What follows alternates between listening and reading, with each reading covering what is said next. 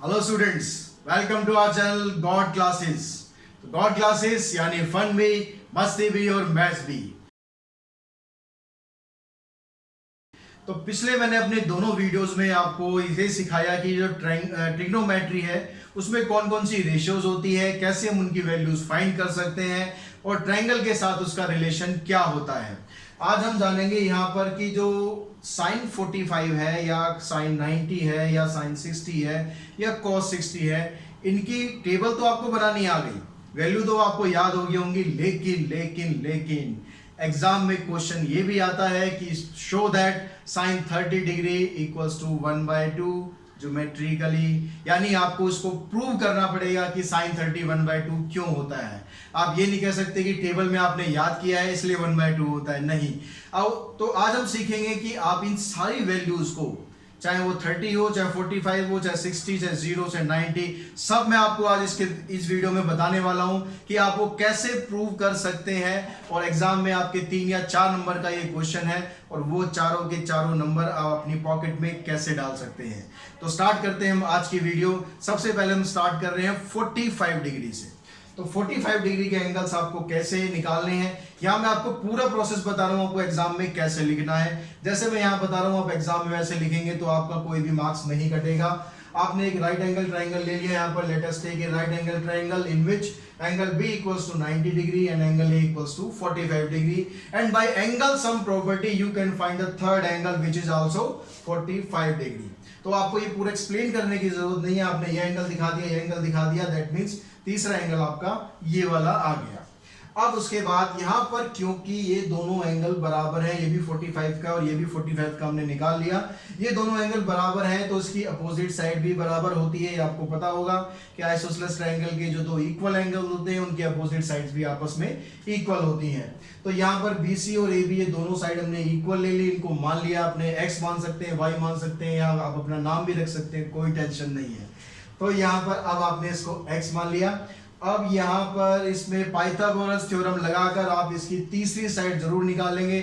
जब भी आपको कोई वैल्यू निकालनी है ट्रिग्नोमेट्रिक रेशियोज की तो आपके पास तीनों साइड होनी चाहिए। मैंने फर्स्ट वीडियो में आपको बताया था, वो वीडियो अभी तक भी आपने नहीं देखा है तो ऊपर आई बटन में लिंक मैंने दिया हुआ है, वहां पर जाइए, उसको समझिए, उसके बाद आपको ये सारी चीजें अच्छी तरह समझ में आ जाएंगी। डायरेक्टली इस वीडियो को देखने का कोई बेनिफिट नहीं है। तो यहाँ पर अब पहले हमने पाइथागोरस लगाई, पाइथागोरस भी आपको पता है कैसे आपने लगानी है। हाइपोटेन्यूज का स्क्वायर इक्वल्स टू बेस का स्क्वायर प्लस परपेंडिकुलर का स्क्वायर, वैल्यू पुट करी, इनको सिंपलीफाई किया, 2x स्क्वायर का स्क्वायर रूट कर देंगे √2x। तो यहाँ तक का काम तो आपने छोटी क्लासेस में बहुत बार किया होगा। अब हम आते हैं अपने मेन मुद्दे पर कि आपको वैल्यूज कैसे फाइंड करनी है। साइन 45 डिग्री, साइन की रेशो क्या होती है, पंडित बद्री प्रसाद हर हर बोले सोना चांदी तोले।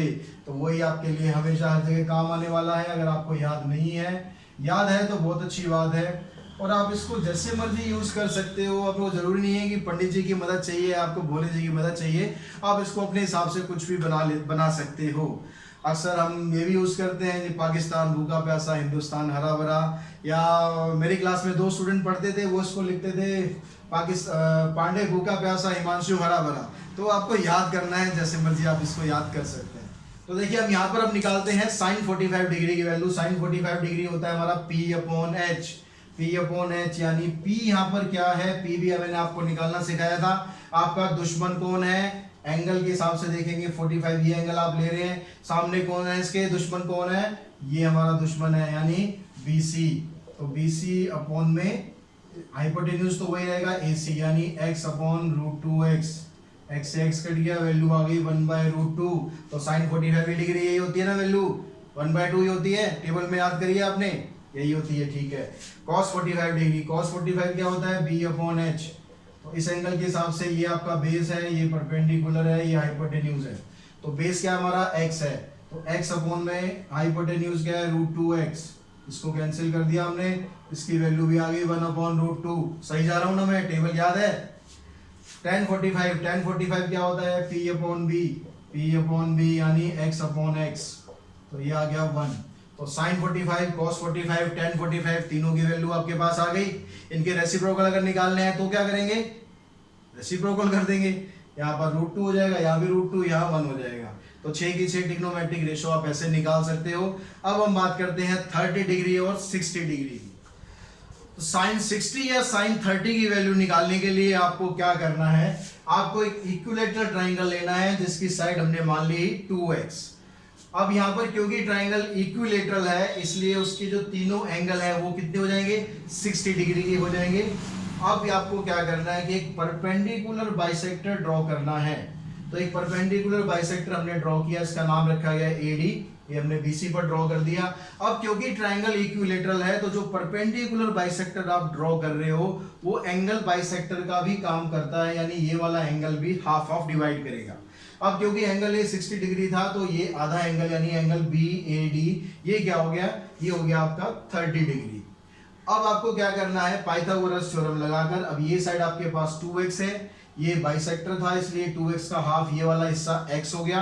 आपको ये निकालनी है, मैंने यहाँ पर ट्राइंगल को यहाँ लिख दिया एज इट इज, ये 2x है ये x है। तो पाइथागोरस से हमने ये तीसरी साइड यहाँ पर निकाल ली जो कि आ गई आपकी √3x। अब हमें निकालना है sign 30।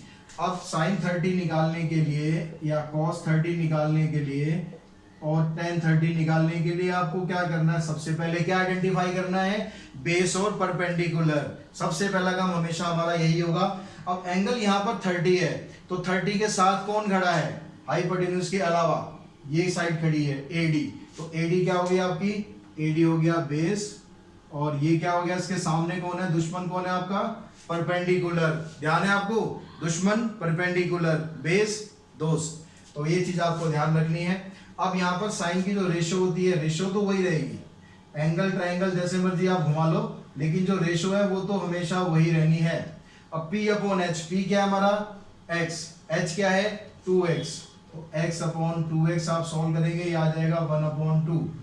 B upon H, B upon H, B क्या है हमारा √3x, √3x अपॉन में 2x, इसको कैंसिल करेंगे, ये आ जाएगा √3/2।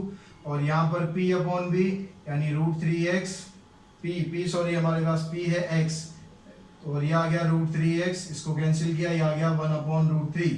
तो आपने टेबल से आप अपनी मैच कर सकते हैं, साइन 30 कॉस 30 और tan 30 तीनों की वैल्यू आपको ऐसे मिल जाएंगी। अब जब 60 डिग्री की वैल्यू आप निकालेंगे तो भी आपको यही सब कुछ करना है, और यहाँ पर बस आपको थोड़ा सा चेंज करना है। यहाँ पर क्या चेंज करना है, अब एंगल आपको चाहिए 60 डिग्री, तो आप ये वाला एंगल कंसीडर नहीं करेंगे, आप ये वाला एंगल कंसीडर करेंगे क्योंकि 60 यहाँ पर था। अब 60 यहाँ आ गया तो इसके हिसाब से आपका बेस परपेंडिकुलर भी चेंज हो गया। अब आपका बेस कौन सा हो गया, अब आपके साथ में ये खड़ा है तो ये आपका बेस और ये हो गया आपका परपेंडिकुलर। एंगल के हिसाब से आपको ध्यान रखना है, बेस क्या है परपेंडिकुलर क्या है। अब यहाँ भी आपको क्या करना है, सेम वही चीज करनी है, साइन 60 कॉस 60 और tan 60। रेशो आपके पास वही है, P upon H, B upon H और P अपॉन B। तो P यहाँ पर क्या है, P आपके पास है यहाँ पर √3x, तो √3x अपॉन में 2x कैंसिल कर देंगे, ये आ गया √3/2। ऐसे अगर B अपॉन H आप निकालेंगे तो x अपॉन 2x, इसको कैंसिल करेंगे 1/2, यहाँ पर आ गया √3x अपॉन में x, यहाँ पर आ गया ये √3/2। तो इस तरह साइन 60 कॉस 60 और tan 60 तीनों की वैल्यू आप इजीली निकाल सकते हैं। तो बच्चों अब रह गया हमारे पास 0 डिग्री और 90 डिग्री। अब इसको और समझ लेते हैं कि आपको इनकी वैल्यूज कैसे निकालनी है। तो पहले हम 0 डिग्री की बात करते हैं। सपोज आपके पास एक ये ट्राइंगल है और अगर आप साइन की इसमें से रेशो निकालेंगे तो साइन की रेशो क्या होती है, साइन हो गया, अगर हम ये वाला एंगल कंसीडर कर रहे हैं तो साइन हो गया BC यानी P अपॉन में H साइन थीटा AC। तो साइन थीटा की वैल्यू हमारे पास आ गई BC अपॉन में AC। अब हमें चाहिए साइन 0 डिग्री। अब आप 0 डिग्री समझे कि आपको ये कैसे काम करना है। ये एंगल मान लो अभी आपके पास कुछ भी है, अभी हमें पता नहीं कि ये एंगल क्या है। अगर ये 0 डिग्री हो जाएगा तो क्या होगा, 0 डिग्री होने पर ये जो एंगल बन रहा है, ये जो एंगल बन रहा है, ये वाली साइड आपकी ऐसे नीचे आती जाएगी, नीचे आती जाएगी, नीचे आती जाएगी, और लास्ट में क्या होगा, बिल्कुल इसके साथ मैच करेगी, तभी तो एंगल 0 बनेगा ना। तो हमारे पास क्या बन गया, किस फॉर्म में ये बन गया अब ट्राइंगल। ट्राइंगल जब आएगा आपके पास 0 डिग्री में, तो यहाँ पर क्योंकि ये साइड आप नीचे नीचे लेते गए हो, तो जो A पॉइंट है आपका वो यहाँ पर है, B पॉइंट यहाँ पर है, तो C पॉइंट भी आपका यहीं पर ही आ जाएगा। आएगा कि नहीं आएगा, क्योंकि ये एंगल तो आपका क्या हो गया 0 डिग्री हो गया, तो ये लाइन आपकी खत्म हो गई। यानी परपेंडिकुलर अब इसमें है ही नहीं, क्योंकि एंगल क्या है हमारा 0 डिग्री है। तो इससे क्या हुआ आपका B और C ये दोनों पॉइंट आगे कोइंसिडेंट।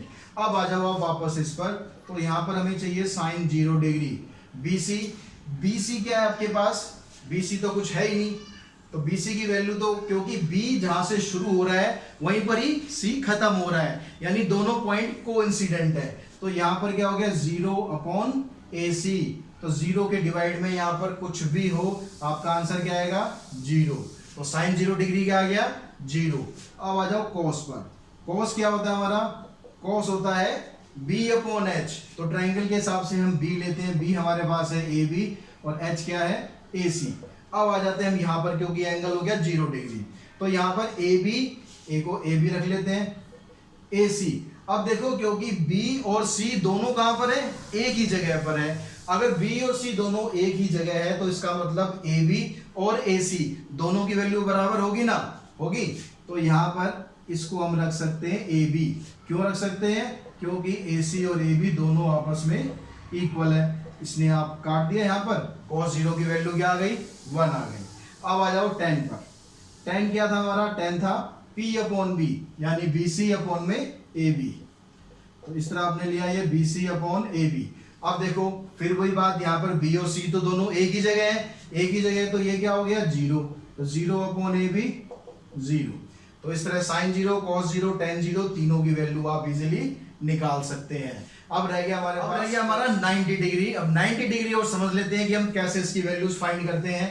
तो जैसे हमने 0 डिग्री किया, आप सेम या 90 डिग्री को भी आप वैसे निकाल सकते हो, क्योंकि एंगल जब 90 डिग्री, हम इस एंगल को कंसीडर कर रहे हैं, अभी एंगल कुछ भी हो, अगर आप इसको 90 डिग्री बनाना चाहते हैं तो क्या होगा, तो आपके पास ये वाली जो साइड है ये वर्टिकल होती जाएगी, यानी ये एंगल ऐसे ऐसे ऐसे ऐसे करके अगर आप इसको कम करते जाएं तो ये एंगल आपका यहीं पर आ जाएगा।